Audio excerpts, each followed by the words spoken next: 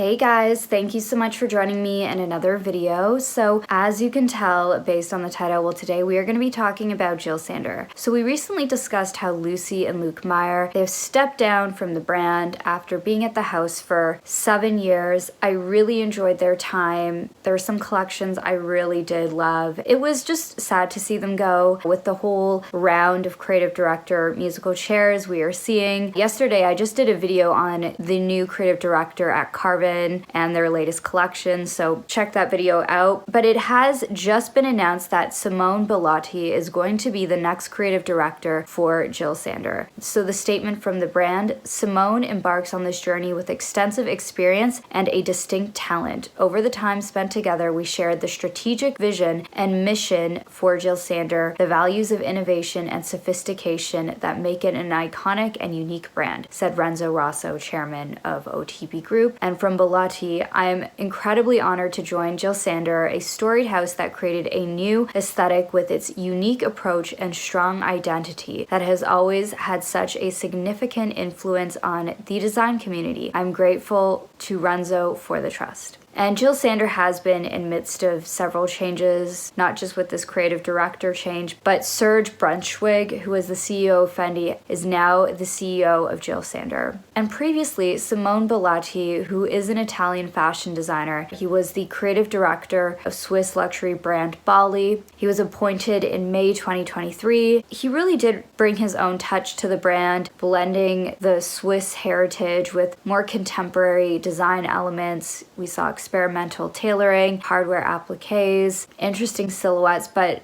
as well maintaining respect for the brand's heritage and legacy. There was also a heavy focus on the footwear. But before joining Bally, Bellotti amassed extensive experience in the fashion industry. He spent 16 years at Gucci with Frida Giannini and Alessandro Michele, serving as the head of menswear and special projects. He's also had roles at Dolce & Gabbana, Bottega Veneta, Carol Christian Pole, A.F. van der Voest, and Gianfranco Ferre. He has a very impressive resume, working at a variety of different houses. This is a pretty major house. While many of us are familiar with the work of The Row and Phoebe Philo, Jil Sander was really a pioneer in this world of fashion. I've done multiple videos on this brand, on the women, the legacy of Jil Sander, so I'll link them down below. But Jil Sander has been a brand that has had several rocky periods, but I will say during the tenure of Lucy and Luke Meyer, there was a little bit more stability in terms of at least we got a little bit more of a lengthy tenure at the brand. Even during the OTB takeover, they were still the creative director. There was a certain level of consistency, and I think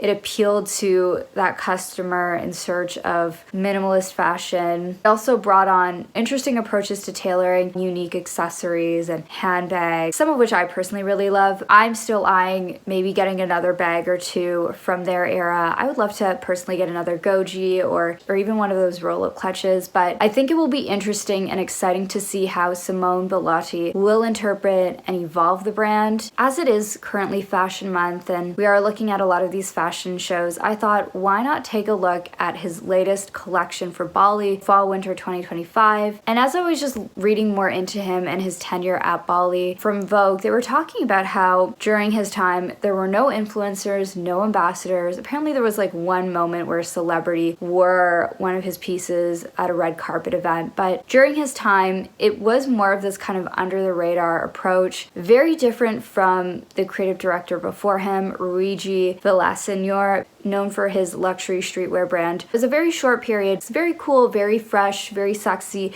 very elevated, but a little bit different than I think what Simone Bellotti brought to the brand. He took on a very different approach, and just looking at his work here, it's just unique sculptural shapes, be it in like the sleeves or these peplums. And also one thing about his work is there's always this look of something feeling slightly off, or the fit feeling slightly off. You know, while this is a nice pretty peplum, look at these sleeves, they're very, very off. It's fur or shearling or faux fur. It just adds this softness to this all leather look. Also, how unusual is this dress? In the front, it's just this nice gray dress, but then behind, she's transforming into the Grinch or something. I don't know what's going on here, but it's very unusual. This other look here, it's this seemingly nice leather jacket with this blue collar shirt, but then this fur emerges from the slit of the leather skirt. I think in his work there is this duality of experimentation experimentation and we have these whimsical touches, but then there's also this restraint. Really do find his use of sculptural shapes very intriguing. I don't know if I have the ability to pull off most of these pieces personally myself. Sometimes when I look at these sculptural shapes, I'm not gonna lie, I'm drawing this connection, not necessarily with Jil Sander the woman, but Raf Simons' time at Jil Sander. While there were some parts of his era at the brand that felt more in line with that minimal approach to fashion, it wasn't totally minimal. I think with his work there was always something a little bit more sculptural, and I'm kind of seeing that here with Simone Bellotti's work. Just these like architectural shapes, these unexpected material choices. I think Simone Bellotti, it's a little off kilter. Just look at this dress with this layered fur trim.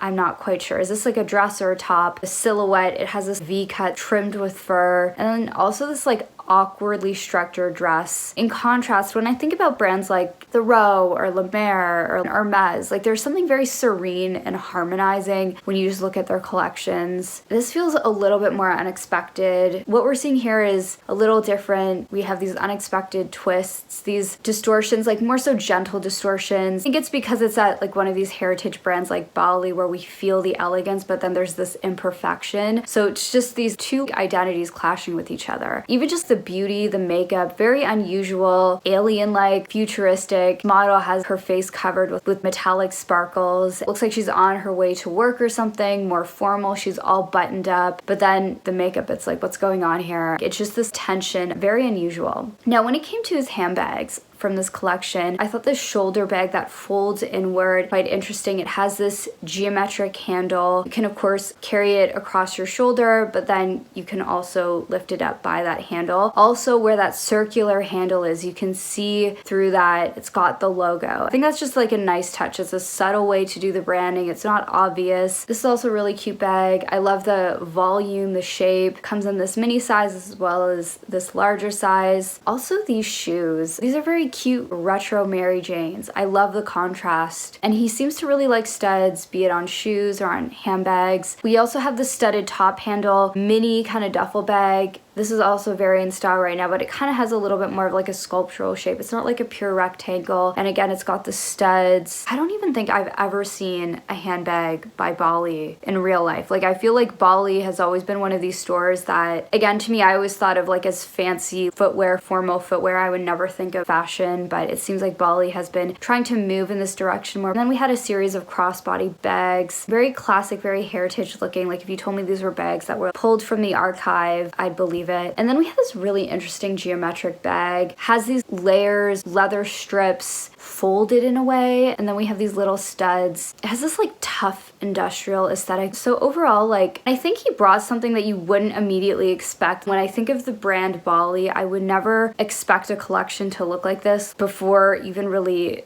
delving into Simone Bellotti's work, like just the heritage of the brand. But I can see how this could actually work at Jil Sander, like post Lucy and Luke Meyer. To me, it's not an obvious choice for the brand, but I think that's probably a good thing. To me, when I look at this, like I don't see a designer that's trying to copy like The Row or Phoebe Philo. Like he's doing his own thing here. And I think that's like really important because I think that's kind of what's happening with a lot of these like more so minimal leaning brands. I think of Phoebe Philo with like the use of furs and things like that, but this is not trying to be like Old Celine, or this is not trying to be The Row. As I'm looking at a lot of these collections on the runway, it's hard to ignore the influence of them in fashion, but I think taking on a designer like Simone Bellotti, I think he's going to interpret the brand in a unique way. I'm personally really excited to see what happens. It's personally a brand I really enjoy. I really love to talk about it with you guys, and I would love to know your thoughts. But that's my video for today. Thank you so much for joining me in another one, and I hope to see you in the next one. Bye!